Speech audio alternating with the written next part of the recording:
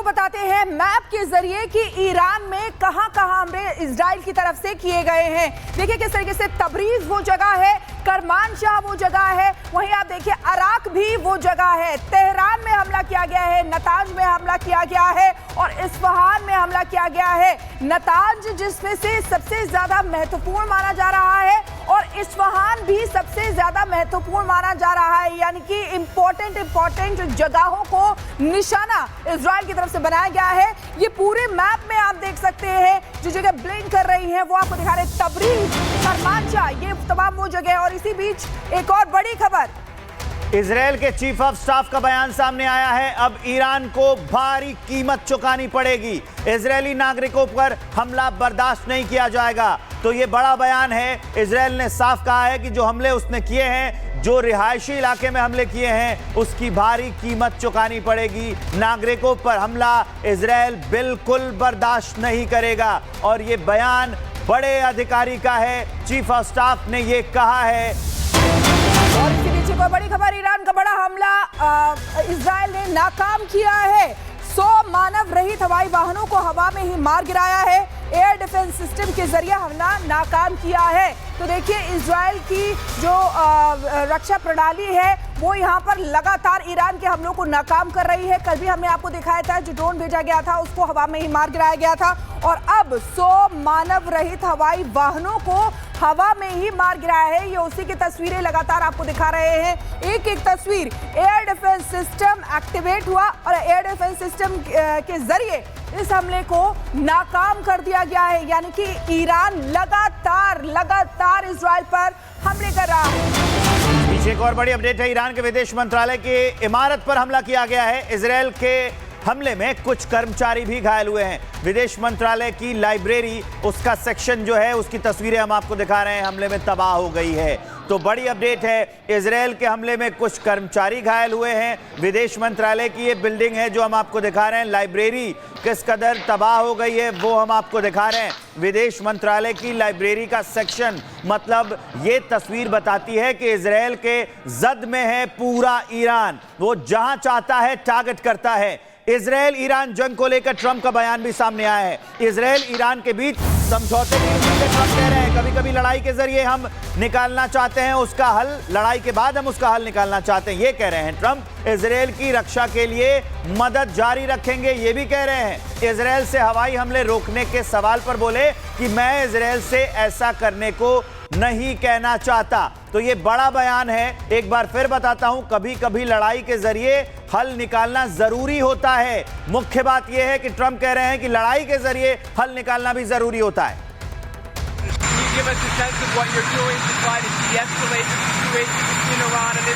Well, I hope there's going to be a deal. I think it's time for a deal, and we'll see what happens. But sometimes they have to fight it out. But we're going to see what happens. I think there's a good chance there'll be a deal. Can you give us a sense of what you're doing to try to de-escalate the situation between Iran and Israel? Well, I hope there's going to be a deal. I think it's time for a deal, and we'll see what happens. But sometimes they have to fight it out. But we're going to see what happens. I think there's a good chance there'll be a deal. Can you give us a sense of what you're doing to try to de-escalate the situation between Iran and Israel? Well, I hope there's going to be a deal. I think it's time for a deal, and we'll see what happens. But sometimes they have to fight it out. But और Trump का ये बयान बहुत महत्वपूर्ण माना जा रहा है। इजराइल और ईरान के बीच जंग लगातार जारी है।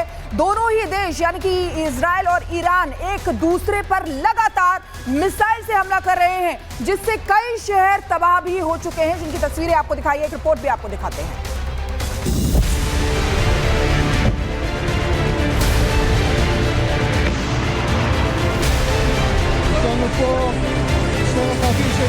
כוחות של קב"א, קריית גת, נותנים מענה। ईरान इजराइल में जंग के बीच ऐसी तस्वीर आम हो गई है। इजराइल लगातार चौथे दिन तेहरान को दहला रहा है, वहीं ईरान भी इजराइल के कई शहरों पर मिसाइल दाग रहा है।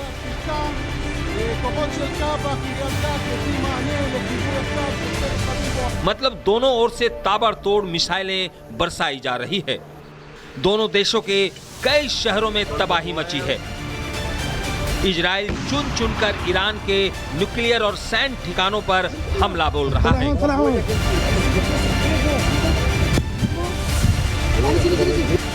जबकि ईरान ने इजराइल के रिहायशी ठिकानों को निशाना बनाया है। तेल अवीव और हाइफा शहर मलबे में तब्दील हो गए हैं।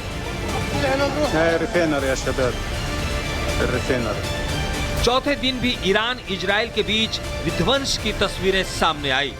इजराइल की नेवी और एयरफोर्स ने ईरान की 100 से ज्यादा मिसाइलों को मार गिराया।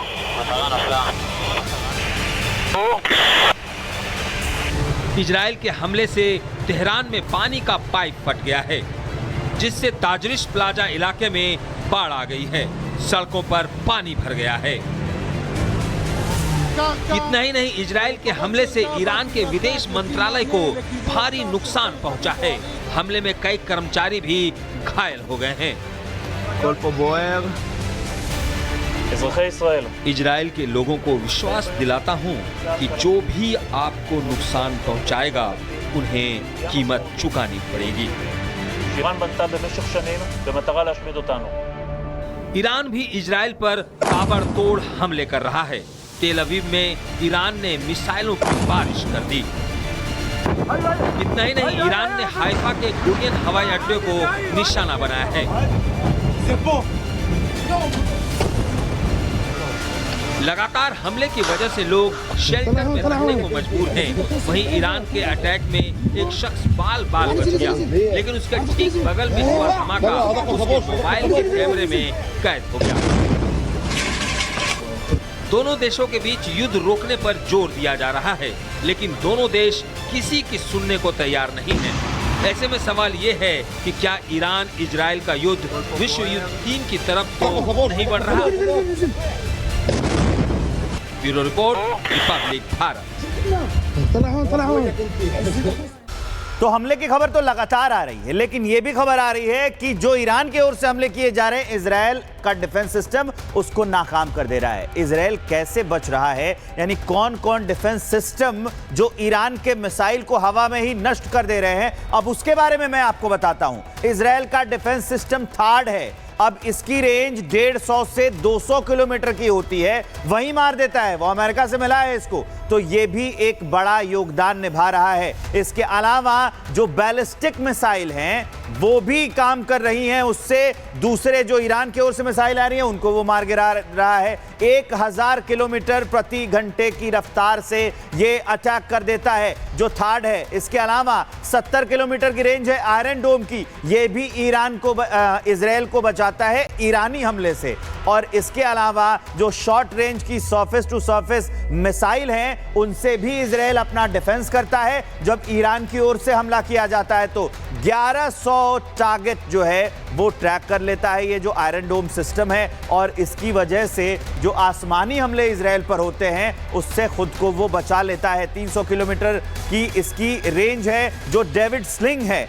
और इसके अलावा और भी नाम शामिल है जो इजरायली डिफेंस सिस्टम में हैं, जो इन्हें बचाते हैं। बैलिस्टिक मिसाइल, वो उससे भी ये करता है डिफेंस, जो डेविड स्लिंग है। और 1100 टारगेट को ये ट्रैक कर सकता है, मतलब आसमान से अगर 1100 टारगेट आ रहे हैं ये ट्रैक करेगा और उन्हें न्यूट्रलाइज कर देगा। तो ये सारे हैं। इसके अलावा एरो सिस्टम 2 है, उसकी रेंज 100 किलोमीटर की है। इससे भी वो अपना डिफेंस करता है बैलिस्टिक मिसाइलों के जरिए। अगर कोई भी अटैक होता है ये उसको निष्क्रिय कर देता है। इसके अलावा अगर हम आगे बढ़े तो एरो सिस्टम 3 भी है इजराइल के पास। ये सारे सिस्टम है जो उसके पास है। 2400 किलोमीटर की रेंज है। इससे जो बैलिस्टिक मिसाइल हैं उनसे वो अपना डिफेंस कर सकता है।